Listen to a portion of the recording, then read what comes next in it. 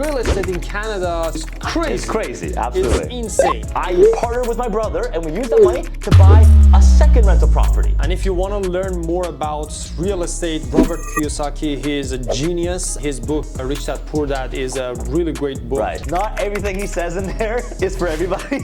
It's a skill set that I can rely on. I kind of got out of the 9-to-5 jobs and got into real estate. I had a lot of ups and downs. It took me a year to grow it from 2-3K to almost 7-8-9K. You're not trading, I'm trading, but I don't trade crypto. I don't even trade crypto. Right, I've always been a workaholic. I had co-op jobs, but also I did freelance work. You're always full of energy. Right. Do you have any favorite t-shirt? Oh my goodness. You are creating a lot of content in a lot of different subjects. Yeah. Which one is your favorite? They actually took a chimpanzee, blindfolded him, made him throw darts at a dartboard, and whatever darts landed on, they bought those stocks. I'm a tax nerd. Who likes tax? I'm a little weird, so... This question is that why Canadian in a t-shirt? Sure. Believe it or not, you are my inspiration as well. I carry 7 credit cards in my wallet at all times, right? Is it really true that someone in the bank really knows about the future?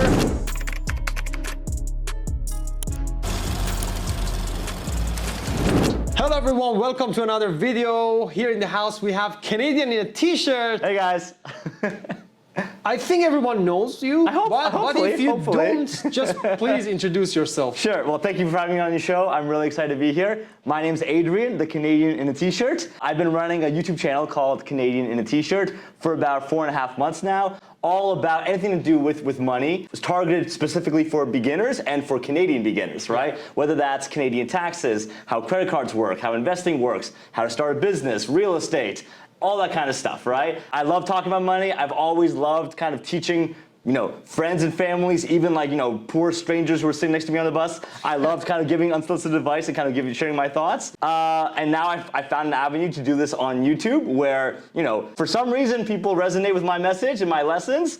And now here we are 4.5 years later. This is now my full-time career. Yeah. And I'm happy to be here. Thank you. I was I was watching all of your videos. Thank you. Almost all of your videos. I think 3 years ago, right. 3.5 years ago, right. Because like I was into trading and finance as well, but I wanted to learn about like credit cards right. and TFSA and RSP and tax. Yes. Which is very boring, but you like it. I don't know why. I'm a tax nerd. Who likes tax? No one should like it, but I'm a little weird. So for me, the reason why I kind of got into taxes was because, I mean, I don't know, we won't dive in too deep into the story, but basically like when I was a university student, I was always running multiple side gigs. I was always running multiple business ventures, that kind of thing. And I knew how hard I worked for my money. Yeah. So I wanted to make sure, one, that my money is working just as hard for me, and two, that I'm not throwing any money down the drain in like taxes or unnecessary fees or penalties, right? So for fun, I basically read the entire Canadian tax code,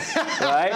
Which is not most college kids' idea of fun, but you know, I kind of went through the work the first, like, you know, once in my life, right? And now every year I just kind of like read the updates to the Canadian tax code, and it really is so important. And I know that, especially back then, there were no really resources online to read the Canadian tax code. You had to go on the CRA website, which is very dry, very dense, very non-accessible and non-intuitive. But that's one of the reasons why, like, you know, like my tax videos in particular have been particularly helpful and resonant with the audience, because I try to make them as digestible as possible to everyday beginners, to more intermediate, advanced, you know, investors and business owners as well. So I'm glad that, you know, my tax videos helped you, and I'm glad that they've helped many people across Canada. Yeah, I plan to continue doing that. Definitely. This question is that why Canadian in a t-shirt? Sure. For our Canadian viewers, they all know that, okay, in Canada, we have all the seasons. Right. But for non-Canadians, they think it's always snowing here. Right. So it should probably be Canadian in a winter jacket or Canadian in boots. Yeah. Well, no, you'll never catch me in public in long sleeves, because, you know, if you're wearing sleeves, who knows what you're hiding? Right? I'm in a t-shirt, I've got nothing to hide. What you see is what you get, right? Yeah. But no, the real reason why I called myself Canadian in a t-shirt was, well, when I started 4.5 years ago, there there were a lot of like finance content creators, like YouTubers, like, there's Graham Stephan, Andrew Jeek, Investing with Jeremy, me, Kevin, those kind of guys, right? But there were very, very few Canadians. The only ones that I really knew that I followed was Brandon Beavis, who, was a big hero, big inspiration of mine. Now we're really close friends, right? Which I'm proud to say. But at the time, there were really no Canadian, there was a huge gap in the Canadian finance space, right? True. And yes, you could learn the basics of investing in dividends and stocks from those US guys, but once they start talking about Roth IRAs, 401ks, it's a different language to us. It's Greek to us, right? So with Canada, we have our own challenges. We have our own kind of complicated acronyms and things like that, right? So I really wanted to focus on the Canadian aspect of it, which is why I called myself Canadian in a t-shirt. Okay. And the in a t-shirt part came just because, I'm just an average guy. I'm not a guy wearing a fancy suit. I'm not sitting in some like 30-story office, overlooking Manhattan or downtown Toronto. I'm just an average Canadian wearing a t-shirt, filming in my brother's living room with my video games and books behind me. I try to make my videos as accessible and digestible, and I try to be as relatable to the average Canadian as possible, because that's what I am. I'm not special. I'm just an average guy who decide to kind of take charge of my own financial future, and I want to pass along the lessons that I've learned along the way. Yeah. In the middle of your words, you said Brandon was your inspiration. Yes. Believe it or not, you are my inspiration as well. Thank you. Yeah, 3.5 years ago, I was like, okay, this dude is really good on the camera and explains really well. Oh my God, thank you. So I'm also interested in I'm trader, stock and option trader, and I'm really into finance, and I really want to provide all this knowledge and experience with everyone as well, because there is a lot of misconception in this finance world. Absolutely. And you probably know, like every other day, they're just creating fake accounts for us in Instagram and just taking other people's money. There's different levels of it, man. There's the scammers who are literally copying us, stealing our identity, and then messaging. And because our accounts are public, because obviously we're public figures, right? They message our subscribers pretending to be us, being like, "Hey, how's your investing account going? Do you want to invest in a secret deal? Do you want to invest in my crypto platform? Do you want to invest?" It's all BS. It's all scams. We would never do that. Yeah. We would I love answering questions, but you have to make the first move. You have to reach out to me and ask me a question, and then I'll answer your question. I will never message someone out of the blue, and especially not to promote a crypto platform or risky things, right? If you watch my videos, you know my strategy. I'm a long-term buy and hold. I'm not trying to get rich quick. I'm trying to get rich in 20 years, 30 years, right? That's my strategy. So if someone who looks like me or looks like you comes along and says, "Oh, I'm going to 10x your money next month," oh my God. report them. That's obvious. Yes. It's a scam, right? 100%. It's very obvious. It's a rule as old as time, right? If something seems too good to be true, it is, right? Yes. So, and again, always, and then think about it, take it one step further. Okay, let's say they actually are being genuine. Let's say they actually do know how to 10x your money. Do you really think that they would give that information away for free? Why should or they you would do sell it for $50? Yeah. If I could 10x my money every month, why would I sell a $50 course? I would sell that for $1 billion, or I would just use that whatever lessons I know and just make myself unlimited money, right? That's true. So you really, that's the main thing, especially online. You have to always be cautious about the credibility of whoever's giving these lessons, what their incentives are, and are they really being sincere, right? And I'm sure you've seen this over the years as well, right? People who will flip-flop on issues. They'll say, oh, dividend stocks are the way to go. Next week, they'll say dividend stocks are dead, right? That's why I've lost a lot of respect for a lot of YouTubers and content creators, because I've seen them flip-flopping, just kind of chasing trends, chasing the clicks, trying to make clickbait titles. Exactly. I hate that stuff, right? For me, my strategy has been consistent since day one. Sure, it might not be the sexiest topic, it might not be the sexiest thumbnail, right? But it's genuine, right? Like you see my videos, and you see my videos from 4 years ago. Same lessons. Obviously, some things evolve and change, right? Different circumstances change over the years, but my lessons from 4 years ago are the same as my lessons today. And I think that's one of the reasons why my audience trusts me, and I have a loyal following, because I have been consistent, and they know that, you know, I always have their best interest at heart. Yeah, exactly. So, Adrian, you're not trading. I'm trading, but I Yes. don't trade crypto. I don't even trade crypto. How can I trade crypto for someone else? Right. Exactly, right? So, those are scammers. Yes. Please report them. Yeah. So, the next question is that I know that you are creating a lot of content in a lot of different subjects, Yes. from tax to TFSA, RSP, stocks, investing, everything. Right. Which one is your favorite and why? Oh, out of all the topics? Yeah. Oh boy, you're asking me like to choose my favorite child. I mean, you go back from 4.5 years ago, my very first video was credit cards. So I definitely have a soft spot for credit cards because that's how I got started. But there's only so much you can talk about with credit cards, right? Like, for example, like every 2 years, I'll make a video talking about the top 7 credit cards I have in my wallet, right? And to prove it, you know, yeah, sure. Like I have, like here, I've got 7 credit cards. I got more in here, right? I carry 7 credit cards in my wallet at all times, right? So every 2 years, I made that video, top 7 credit cards I use every day, right? I made that video in 2021. I made it again. So I made it in 2020. Then I made it again in 2022. I'll probably make it again in 2024, sometime early next year, right? Okay. To be honest, not much has changed in those years. It's more just kind of refreshing for new users who haven't seen those videos. Yeah. And you know, some credit cards do change. For example, like my American Express Simply Cash Preferred, one of my all-time favorite credit cards. They did make a major kind of rehaul of their cashback program last October. So yes, like credit cards, sometimes they change. But I can't make videos every week on credit cards. Yeah. So that's why I don't want to be focused on one topic. That's why I have different playlists. I color code all my thumbnails. You know, the silver videos are taxes. The red videos are real estate. The orange videos are credit cards. The green videos are investing. Because I have so many things that I want to talk about. And I don't want to be kind of pigeonholed into just strictly one topic and one topic alone. Okay. I've seen a lot of content creators who maybe unintentionally or maybe intentionally have been laser focused on one topic. I don't want to be that guy. I want to keep my options open.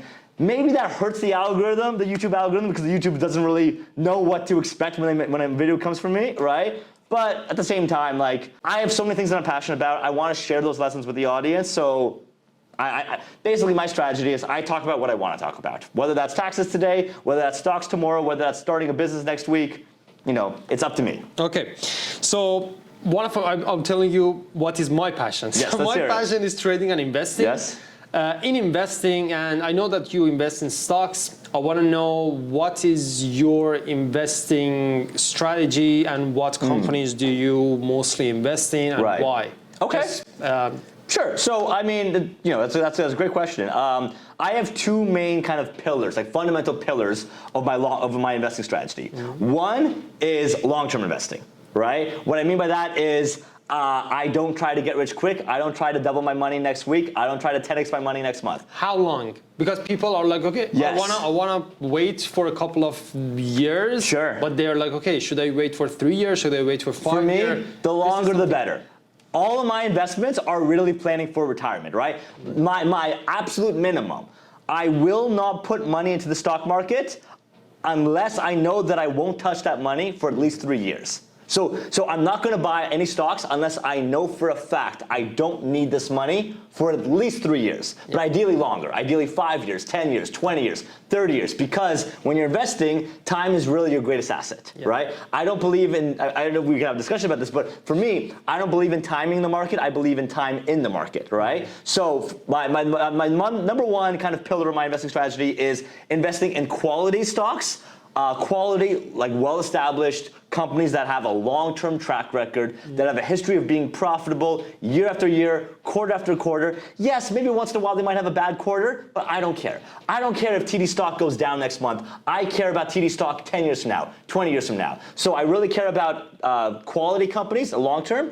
Number 2 main kind of pillar is diversification. Right? I don't want to outsmart the market. I don't want to like find the, take those risks and find the needle in the haystack. I don't want to find the next Netflix, which will 20x in 10 years. That's not what I'm interested in. I'd rather just invest in reliable quality companies across all the sectors. And that means you know, all different sectors like telecoms, financials, energy companies, real estate, technology companies, healthcare companies, everything. And that also means geographic diversification. Yeah. Roughly half my portfolio is in the Canadian market, half is in the US market, right? Mm-hmm, yeah. I don't want to be, and then the rest is kind of international, emerging markets, that kind of thing. So for me, it really comes down to diversification and long-term investing, because for that, it gives me peace of mind. With those two kind of, you know, philosophies in my head, and at all times when I'm making a decision, I can be kind of relaxed, knowing that even if some sectors are down, even if some stocks are down, other sectors will be up, right? That's really the power of diversification. I'm not trying to pick the best stock. Yeah. I'm just trying to invest in all of the good stocks. And in the long run, I hope that, you know, I will have some losers, but I'll have a lot more winners. Yeah. And that's my strategy. It's, okay. For me, it's worry-free, stress-free. Yeah.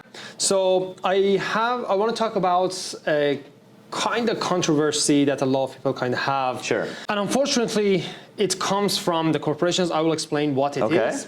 And a lot of people are like, okay, why do you want to go and buy individual stocks or even S&P 500? Right. You can just go and buy mutual funds. And this is something that banks and a lot of financial firms are telling people that, okay, you can come and we will manage this fund for you, so that you don't need to be worried at all. Your money is safe, and we will manage it for you. And a lot of people, because they think they don't have the knowledge in the financial markets, they think that, okay, someone else actually has. They think that they can predict the future, which no one can. Like, no one can predict the future. Even if you're Warren Buffett, you can't predict the future. Yeah, no one predicts. Right. So because of that, a lot of people go and give their money to banks or invest in mutual funds or in other kind of products like whole life insurance or these kind of Oh, I'm not touching that one. Oh, you're not? No. Oh my God, the whole life insurance, man, that audience are like devout followers. If you say anything bad about them, they'll come after you. Oh yeah. And so I don't touch that. Yeah. Yeah, I wanted to talk about it, but anyway. So these are some products that are out there. Yes. I want to know what you think about this. Sure. Is it really true that someone in the bank really knows about the future? Yeah. So why can't we just go and invest? That's a terrific question, and in fact, that's one of the reasons why I started my YouTube channel in the first place. And it wasn't, and that kind of mindset, I had that mindset maybe like 8-9 years ago now, right? That was a key part of my financial and investing journey. So I used to subscribe to that idea when I first started investing. That was probably in second year university, right? I had the same mentality. You know, I was always very, financially conscious, aka cheap, right? I knew that it wasn't about how much money I made, it's about how much money I kept, right? How much money I was able to keep in my pocket. Yeah. So I was always very diligent about saving. Yeah. But I knew that savings accounts, especially back then, wouldn't give me a whole lot. They would give me maybe like, at that time, it was maybe like 1.5% with like the online banks. Like, well, back then it was called ING Direct, but now it's called Tangerine. Yeah. The big banks gave you nothing. They gave you like 0.2%. Yeah. It was pitiful, right? And I realized, like, if I'm giving my money to the banks, they're using my money to invest. So why shouldn't I invest too? So I decided to start doing mutual funds because I believed that decade-old myth that, oh, the stock market, it's too complicated, it's too scary. You can't possibly succeed in the stock market as an individual investor. You have to trust us. We're the experts, right? Yeah. Give us your money and we will invest on your behalf. And we have your best interest in mind, right? Because the way they kind of sell it is, we're gonna help you make money because if you make money, we make money. And that's what I believed. I believed, okay, I give my money to Tangerine, I give my money to TD or whatever, they do a mutual fund, they pool my money with everyone else together, they invest smarter than I do because they're the experts, right? And but then they make their money first. Right, and that's the thing, right? I believe that, okay, and I knew that they charge management fees of 2.5%, whatever. At the time, it was probably around 2.5%. And I said, to me, I was under the impression that, okay, that's fine. If they make me a profit and they charge 2.5% on that profit, I'm okay with that. They do the work and they take a little bit off the top and I keep the rest. I'm like, that's fine. But then soon enough, I learned, like, no. It's not 2.5% off the profit. It's 2.5% off the whole thing, right? So there's no incentive for them to make money for you. Whether they make money or lose money, they don't care. They still get their 2.5% off the whole amount, right? So unless your portfolio will beat the market and beat the market by at least more than 2.5%, you're actually losing money with mutual funds, right? And once that realization kind of clicked with me, I was like, why am I paying these guys 2.5%? They're not outperforming the market. And then I started looking at the studies. And if you look at the studies, roughly, I mean, there have been different studies over the decades, but roughly 85 to 95% of fund managers underperform the market. So these experts, literally 95% of them are performing worse than if you just invested in a broad-based index fund. True. So what am I paying these massive management fees for their expertise when they're statistically likely to underperform? In fact, there was a very famous story from the 70s, which then I forget who exactly it was, but it was a great economist, and he made the claim that if you blindfolded a monkey to throw darts at a dartboard to pick stocks, they would perform better than most fund managers. In the 90s, a couple firms actually replicated that study. They actually took a chimpanzee, blindfolded him, made him throw darts at a dartboard, and whatever the ticker symbol that those darts landed on, they bought those stocks. And that blindfolded chimpanzee did in fact outperform 80% of fund managers. Yeah, true. So it's like, what are you paying this money for? Why are you taking a guaranteed 2%, 2.5% loss every single year on annual fee in management fees, right? When you could literally do that stuff yourself. And let's say if you don't feel comfortable yet, picking your own stocks and making your own portfolio, all you have to do is look into the mutual fund that you invested in, look at what stocks they're invested in, look at what ETFs they're invested in, and you can literally replicate that exact same portfolio. Exactly. And instead of paying 2.5% every year in management fees, you might only be paying 0.3%. Literally like 10 times, 50 times less, right? And that adds up. You might think in 1 year, 2% doesn't sound so bad. If you're paying 2% every year for 20 years, it will literally take away like 25% of your total returns, right? It's not 2% fixed every year. It's a compounding cost, right? So compounding works great in your benefit when you're investing, but when you have interest working against you, compounding also works against you. So you have to be aware of that.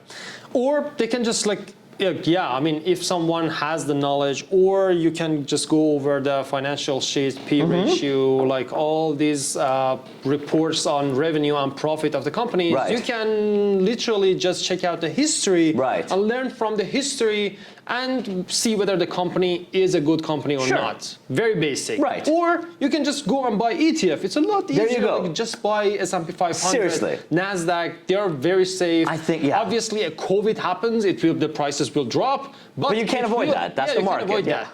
But it will bounce back up. It always bounces back up. Always. So you can just learn from history and then put your money somewhere that is giving you 10%, 9% return per year. And the ratio and the fee on S&P 500 is, I think, less than 0.1%. No, so for example, if you want one of the most famous S&P 500 ETFs is from Vanguard, VOO, right? Their management fee, so their annual fee is 0.03%. Yeah, something like that. Compare that to 2.5% for the mutual fund for the exact same portfolio. Why am I paying the banks literally 100 times more? It doesn't make any sense, right? True. So the next question is about the topic that you don't talk a lot. Okay. But I know that you are into that asset as well. I'm into real estate. I know you're into real estate as well. And real estate in Canada, especially in Ontario, especially in Toronto, is crazy. It's crazy, absolutely. It's insane. So a lot of people are hesitant about getting into real estate. A lot of people even cannot afford getting into real estate. But those who can, they have this struggle and challenge of, the cash flow at the end, even if they want to invest, will be negative. So what do you think about this? How should Canadians get into real estate? So that's the thing. So there are many real estate strategies, right? But if you're a beginner, same with stock market investing. There's beginner strategies like investing in the S&P 500. Then there's more advanced strategies like picking individual stocks, short trading, that kind of thing, right? Same thing with real estate. You can do the riskier things like flips. You could do like, basically means you buy a house, you renovate it, and then you sell it a month or two later, right? That can work, but that's not for beginners because there's a few main risks there. One, you have a very significant chance of losing money if you don't know what you're doing. If you don't have a good team, if you're working with the wrong contractors who delay you and overcharge you, now your costs go up, and then you might not know exactly how to stage it, how to sell it, how to actually attract the kind of flipper market, right? If you don't know how to do that, you might at best break even, but then you've literally lost 2 months of your time renovating, plus all those costs, plus taxes at the end, plus land transfer taxes, realtor fees. There's all sorts of complicated things. So flipping, I would say, is more of an advanced strategy. For a beginner strategy, and that's what I started off with, and that's what my main real estate strategy is, literally buy and hold a quality property, like a single family home, whether that's a townhouse, whether that's a semi-detached home, right? Rent it out to a family or like a young professional with kids, right? And and make sure that it's cash flow positive on day one, right? And then just rent it out. Let your tenants pay off your mortgage for the next 10 years, 20 years. And then after 10 years, 20 years, you might decide to sell it because you've probably seen, not only have you been getting the cash flow every month, but you've probably seen significant capital appreciation. The value of the house has grown over time, right? So now your mortgage has gone down, meaning your expenses, your liabilities have gone down, but your equity in the house has actually gone up. So what can you do then? You can either decide to sell it, cash out, which is a common strategy, or what I do, I'm gonna keep the house because it's cash flow positive. I'm gonna keep renting it out for the next 10 years, 20 years, but I can still access that new equity in the house by refinancing, get a second mortgage, maybe do a HELOC, right? It's basically a way of going to the bank saying like, hey, I bought this house for whatever, let's say $500,000. A couple years later, it's doubled in value. I want to gain access to that new equity in the house, that extra $500 of value in the house. I don't want to sell it, so can you give me a second mortgage based on the new value, the new equity in the house? If the numbers work out, they give you a loan, right? And now you can use that money for whatever you want, but don't use that money to buy a boat. Don't use that money to buy a car, because if you do, that's money down the drain. You have to pay interest on that loan, and all the interest is not tax deductible. Instead, if you use that money smartly to invest in a business, invest in the stock market, and specifically in a taxable account, or even better, buy another rental property with that money, now that new rental property should also be cash flow positive, should also be getting you money every month, should be growing in value every year, and even better, the interest you pay on that new mortgage and the refinance, that second mortgage you got, all of that interest is tax deductible because you used it for investment/business purposes. So that's a huge benefit, and that's what I did, right? And that's why I've made a few videos about paying, whether you should pay down a mortgage or invest that money instead, right? And I shared my story. With a lot of my rental properties, I own a few rental properties with my brother, and I also bought one rental property on my own back in 2019, back before the COVID crazy prices happened, right? So that happened to me. I bought a house for $400,000, literally in 2021, like 2 years later, it doubled in value because of COVID, right? So I didn't sell it. I kept renting out because I had great tenants. They paid rent every month, no problem there. I went to the bank, I refinanced. Because the house doubled in value, I was able to take on a loan of maybe another $150,000. What did I do with that money? I partnered with my brother, and we used that money to buy a second rental property, right? And then we're gonna do the same thing again. 2 years later, that second property will grow in value. We refinance, take on a loan, use that loan to buy a third rental property. Fast forward 2 years later, same thing. Now my third house has gone up in value, refinance, use that money to buy a fourth house. Obviously, like your debt is increasing over time, and it's not for everybody. You have to make sure that you are comfortable taking on multiple mortgages and multiple secondary mortgages. But as long as you're investing in quality properties, and you have quality tenants, you have no vacancy, you're able to, cash flow positive, and the cash flow you get on the new property can pay for the mortgage plus the interest on the existing mortgage. It's a great, it's such an incredible way to kind of build momentum and get that exponential growth and gain the power of leverage, right? Because not only is your money that you put in growing in value, but you benefit from the bank's money, right? You put in 20%, the bank puts in 80%. And then when you refinance, literally, like for example, like the third property that I bought with my brother, I didn't put any of my own money. It was all money from the mortgage, from refinancing my first house, right? So there's some really, really powerful strategies with real estate that you can't get with stock market investing. Yeah. But there's also some downsides.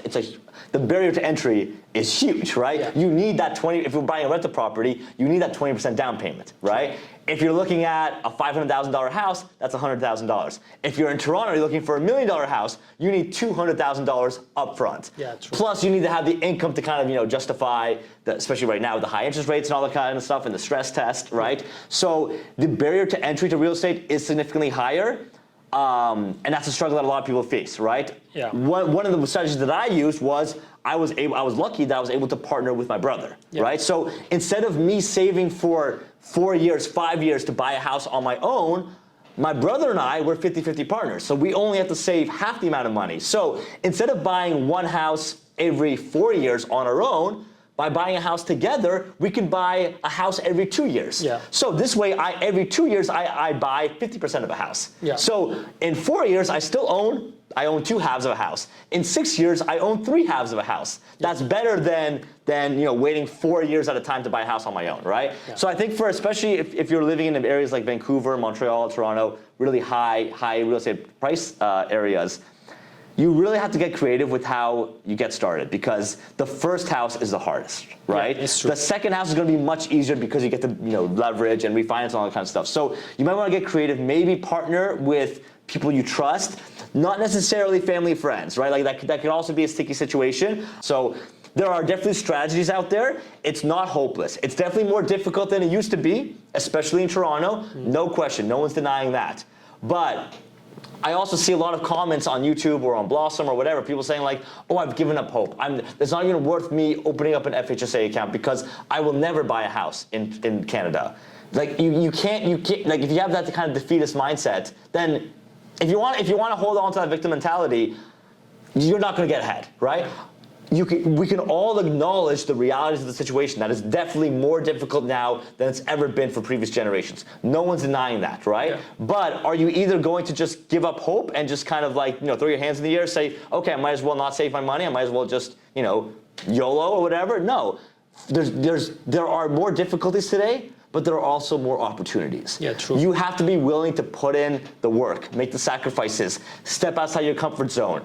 Find new strategies. Maybe that involves working with other people. Maybe that involves taking on a side gig, a second job, whatever you can do. If you really want to be a real estate investor, the barrier to entry is high, but I promise you it's worth it. I mean, I love stocks, but the backbone of my long-term wealth strategy, my retirement plan, is real estate. Yeah, the way you can write off taxes and everything is a lot crazier. It's so tax efficient, that's the thing. Yeah, and if you want to learn more about real estate, Robert Kiyosaki, he is a genius, and his book, Rich Dad Poor Dad, is a really great book to read about how to manage houses, how to use real estate in your favor as a tax shelter. Absolutely. So it's a really great book. Please. That being said, Robert is a bit of a wild card. Not everything he says in there is for everybody. Some of his strategies are a little bit out there. They can work, but a lot of them are more like risky advanced strategies, I would say. Yeah. But he's that kind of guy, right? Risks, yeah. He risked and he won. He won, right? And he's in a position where he can't afford to take those risks, right? But based on his book, he risks from day one. Absolutely. He risked from day one. Absolutely. So sometimes you have to risk for a potential bigger reward. There is nothing in investing in real estate, in stocks, buying, I don't know, even crypto, I don't want to get into it. But so there is risk involved, and there is a potential profit. Right. The potential profit can be something like real estate, which is kind of guaranteed. Right. You need just historically time. Speaking, yes. Yeah. You just need time. Right. In crypto, we don't have that track record. Right. It's a bit more of a gray area. No, that's for sure. Like with anything in life, like anything worth doing, there's going to be an element of risk. Right. True. If you want to play it safe, sit on the sidelines, and just park your money in a GIC, fine. You won't lose that principal, but you won't beat inflation. At best, you will break even. Right. You have to take you have to take calculated risks with your money. Yeah. So related to what you said about a lot of people losing hope, I want to just share my experience, and I want you to share your experience as well. You kind of did. So I immigrated to Canada 6 years ago as an international student. I got admission to study my master's of electrical engineering and computer science. I got scholarship and fund and everything. Which school? York. Oh, nice. Congratulations. Yeah, and during my studies, I got into finance. I got interested into finance as well, and started trading, got into stocks, then got into options because the downside is protected and the return on investment was a lot higher. But I went very small. Like I was just working with like the small profits of like $2, $5, very small, for a really long time to really learn all the ins and outs, to build that skill set, to not YOLO anything. I was very conservative. I didn't have money. I was a student. 100%. So I went through that journey to build a skill set for myself that works for me as an asset. Like it's not an asset itself, but it's a skill set that I can rely on. And at the end, I kind of got out of the 9-to-5 job and then started my business and got into other businesses and got into real estate. So this was the whole journey for me. Yes. It was I had a lot of ups and downs, I grew my accounts. Like it took me a year to grow it from 2-3K to almost 7-8-9K. It's a lot on the percentage, but it's nothing on the. But the dollar amount is not that much. Yeah, you know. But and then I grew it to like 40-50K in 1 week. It dropped to 20. So I did all of these ups and downs, but it was something that I had to do to build that self-growth, to have discipline, to learn that I need to meditate to control my mind and my emotions to be able to perform well in this career. But this was a 5-6 years of like hard time staring at the charts for 13-14 hours to build this discipline to be able to make money in the financial markets. Obviously there are ups and downs like anything else in entrepreneurship, but this was the whole journey. It was really hard, really frustrating. I was really lonely the first few years, but I just wanted to share this to show that it's possible. It's not something impossible. I know there are, like I came to Canada 6 years ago, I bought a property this year, right? So it is possible if you put in the work. I didn't YOLO my money. I didn't buy any shitcoin or anything. It didn't just 100 times or like 10 times. It didn't. It was a process. These things didn't happen. It was a really hard process. But at the end, I was able to quit 9-to-5, get out of 9-to-5, and it was again tough journey. No matter how much money you make, when you want to get out of 9-to-5, it's tough. Absolutely. You know? Absolutely. So, but a lot of people have this kind of mindset. A lot of people want to start their own business, want to make money online, learn a skill set, and try to get out of 9-to-5 and just rely on their own source of income, whether it's like business, content creation, trading, investing, anything. But it's hard. Of course. A lot of people are struggling and they think that, okay, it's not for them. They don't know when they should quit, so whether they should quit first and then start a job, or they should start it with as a side hustle and gradually. So I want to know, this was my story, I want to know what was your story, how you started quitting and everything. Definitely a lot of, I mean, obviously the details were different, but the main kind of cruxes and the main kind of decision points were very, very similar, right? So for me, I mean, ever since university, I've always run multiple side gigs, right? I've always been a workaholic. You know, throughout university, I always worked multiple jobs. I had co-op jobs, but also I did a bunch of different contract work, freelance work. I worked as a tutor for almost 10 years. I worked as a contract software developer, contract web developer for many, many years, right? Literally, I mean, in some ways I still am. I still have some ongoing contracts. I don't really write too much code anymore, but I still have those contracts where if I need to, and if my old client, you know, kind of wants me to update some code, I'm available to do that. So those kind of like, I've always had that entrepreneurial mindset. But I also had that was one half of the coin. The other side of the coin was I also had a very kind of traditional mindset of, going to school, getting my university degree, working a 9 to 5, building my career. My career's gone, it's been a roller coaster. I wanted to be a quantum physics professor, then I wanted to be a cardiac surgeon, then I was an AI engineer for many years, and then I became a YouTuber, right? But the YouTuber was not, that was not a career choice. That was not I didn't have an expectation of making money. Yeah. I loved my job. I was an AI software developer. I was managing various AI projects for many years, and I loved that job. It was the best job I ever made. Best job I ever had. I made so many great friends. I got to mentor so many students, and that's actually one of the reasons why I started my YouTube channel was because I would manage various AI projects, and every semester we would hire 10 or 15, even 20 co-op students. And I would like to kind of host these kind of lunch and learn sessions where I would teach them how the basics of writing a resume, how to interview, those kind of soft skills. But I'd also teach them money topics, things like how credit cards work, how taxes work, how investing works. And these students they ate it up, because no one ever taught them that stuff, right? And then I realized after every semester a new batch of students came in, I kept giving the same kind of speech over and over again, and they all loved it. So I'm like, why not cement these lessons in video format and start a YouTube channel? So I made a YouTube channel purely as a hobby. I never expected to make any money out of it, right? I was still working my 9 to 5. I was working 60 hours a week on my 9 to 5. I was still tutoring. I was still doing contract web development. And on the side, I was also building a YouTube channel purely as a hobby.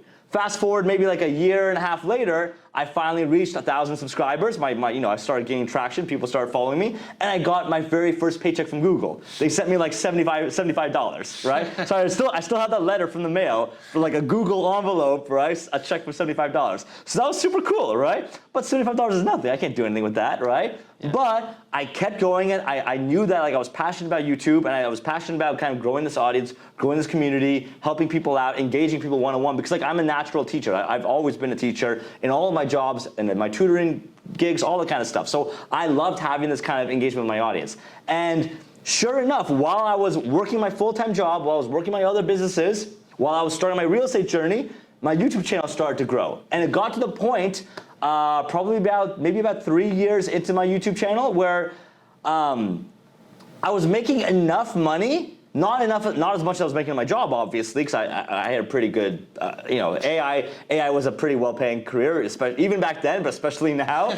Sometimes I kind of regret, oh my God, if I stayed with the AI, I'd be making even more money now. But anyway, right? But at that point, I was kind of at a crossroads where I was thinking, okay, my AI job, I love it, but I don't really know how much I can grow there, right? Because I'm still limited by my time. I have to ask my boss for permission if I want to take a day off. My salary can only increase by X amount a year, right? If I'm lucky, right? If I do the performance evaluations, if I meet all those metrics, I have to kind of prove my worth to my boss. Which is not more than the inflation. Right, which hopefully it should be more than inflation, right? But sometimes it literally matches inflation. Then you're just kind of treading water, right?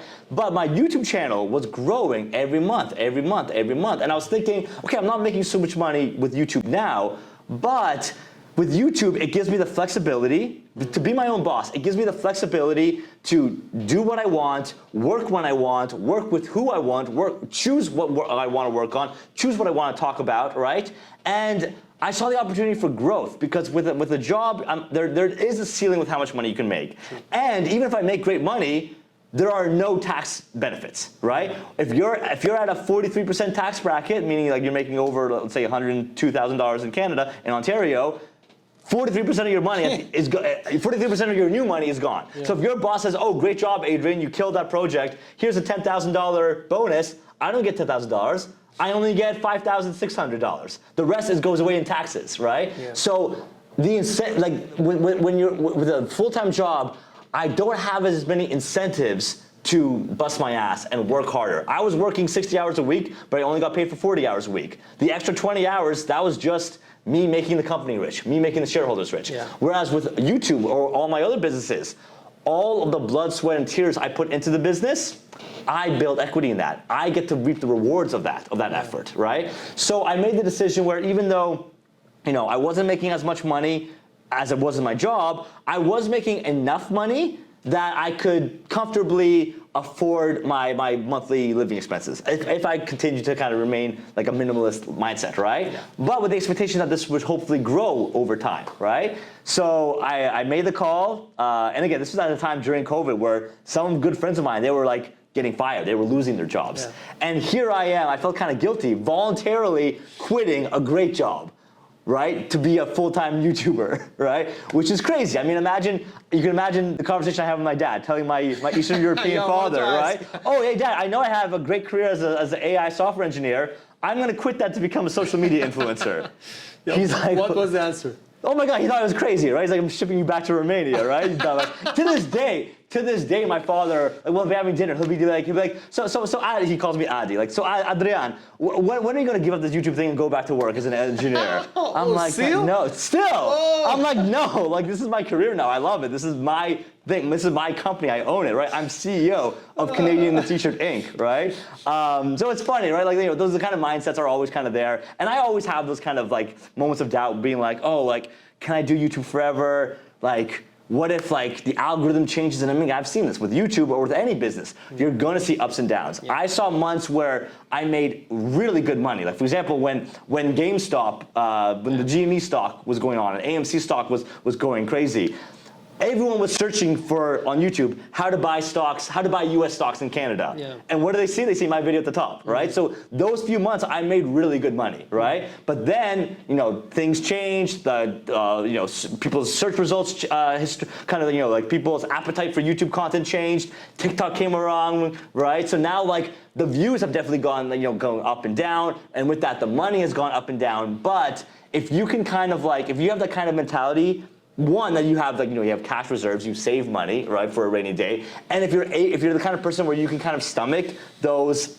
unpredictable, volatile periods, then I think entrepreneurship is great, is for you. Yeah. Because you get the tax benefits, because all the work you put in, you get the benefits of, and you have the, you know, you have the freedom to do what you want. I know I'm gonna work 60 hours a week, no matter what I do. I would rather work for myself than work for someone else, right? But if you're someone who you need that reliable income, you need that consistent income every month, you need to know that you have dental plan for your kids. You need to know that you have, you know, like vision care, health insurance. You need to know that, you know, you have like RSP or RP or maybe a pension plan for you and your spouse, right? If you need that consistency, then entrepreneurship probably isn't for you. Yeah. But if you do have that drive, that kind of itch, that kind of like insatiable desire to do something and make something for yourself, you should definitely find something that you're passionate about, that you can, you know, kind of hone your skill set on. And if you're passionate about it and you can provide value for someone else, you can make money off of that, right? So, but I would say, don't quit your job. Don't quit your job right away. Yeah. Start it as a side gig. Yeah. Yes, it will be tough. You will be working 100-hour weeks. You will be giving up evenings. You will be giving up sleep. You will be giving up weekends. When your friends just want to go out and party and lay back, you'll be like, no, I have to work on my business on the weekend. It's going to suck. Yeah. I don't know anybody who started a business who didn't go through that struggle. Yeah. It's going to be sacrifices. It's going to be compromises. You might lose relationships. You might lose friendships. You might gain weight. You know what I mean? You'll lose sleep. You'll get gray hair. You will have to make compromises and sacrifices. Yeah. But if you can push through that, and if you have, like, you know, a supportive family, a supportive friend group, a supportive network of other like-minded entrepreneurs to kind of help you kind of guide yourself through that process, it can be worth it. It can be worth it. But it's certainly not for everyone. So you really have to kind of be realistic about, you know, what your situation is. If you have kids depending on, I was a single guy. I was on my own, no one depending on me, no kids. It was easy for me to take that risk. I was comfortable taking that risk. If I had 3 kids and a spouse counting on me, different kind of story, right? So you have to really kind of face the reality of your circumstances and you know, make the decision that's right for you. So if you have the passion, you want to start with a side hustle. Don't quit the job right off the bat. No. You don't want to do that. Do them both at the same time. Yeah, start with the side hustle. Gradually, if that side hustle gets more than at least your Right. 9 to 5 job money. So you can rely on it a little bit. Yes. Obviously, you need to practice that business, that Yes. side hustle, at least for 6 months, Oh, 100%. at least for At 12 least. months, so that you know the basically curve. It's exactly the same thing that we analyze in the stock market. 100%. So it's a company, right? Like Right. you want to see that in 12 months it grows. You don't just want one lucky month, one that's not how fluke, it works, right? yeah. You want consistency. So yeah, I would say a good rule of thumb, I would say is like, if you've had like 3 months of consistent income that is able to cover your expenses and is comparable to your full-time job, that's probably the point where you might want to decide, do I want to quit my job or try keep doing both at the same time as long as you can, right? Yeah. Just Until a point that like you really don't want to have until that the point where 9 to 5 you're job, I burnt think. out, Yeah, right? you're burnt out. And eventually the point where like your income will be significantly higher, that your taxes will be like kind of taking away that incentive, right? True. So think about that. So another personal question. Sure. You are always so energetic. I saw you in an event. I saw you on your videos. 2 events actually, yeah. 2 events, and then I saw you in person as well. Right. You're always full of energy. Right. Why? How?